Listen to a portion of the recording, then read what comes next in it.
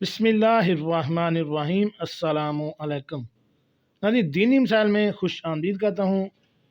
میری آج کی اس ویڈیو کا موضوع ہے کہ روئی اور فوم وغیرہ کا گدا اگر ناپاک ہو جائے تو اس کو پاک کرنے کا طریقہ کیا ہے۔ چلیے ناظرین، چلتے ہیں اس ویڈیو کی تفصیل کی جانب۔ ناظرین، یہ میری کتاب کا حوالہ ہے خواتین کے مسائل اور ان کا حل۔ اس کے مرتب و تحقیق ہیں مولانا مفتی ثناء اللہ محمود صاحب۔ ناظرین، سوال یہ ہے کہ فوم اور روئی کے گدے کو کس طرح پاک کیا جائے۔ اگر بستر کے طور پر استعمال کرنے سے وہ ناپاک ہو جائے، کیونکہ عموماً چھوٹے بچے پیشاب کر دیتے ہیں، تو اس فوم کا گدا موٹا ہوتا ہے اور اس کو کس طرح پاک کیا جائے۔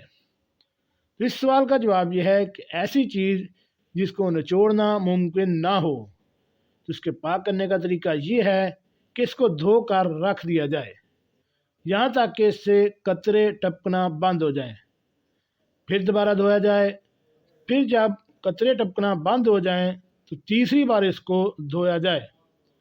اس طرح 3 بار دھو لیا جائے، اور جب قطرے ٹپکنا بند ہو جائیں تو تیسری بار دھونے کے بعد وہ گدا یا رضائی یا فوم والی چیز پاک ہو جائے گی۔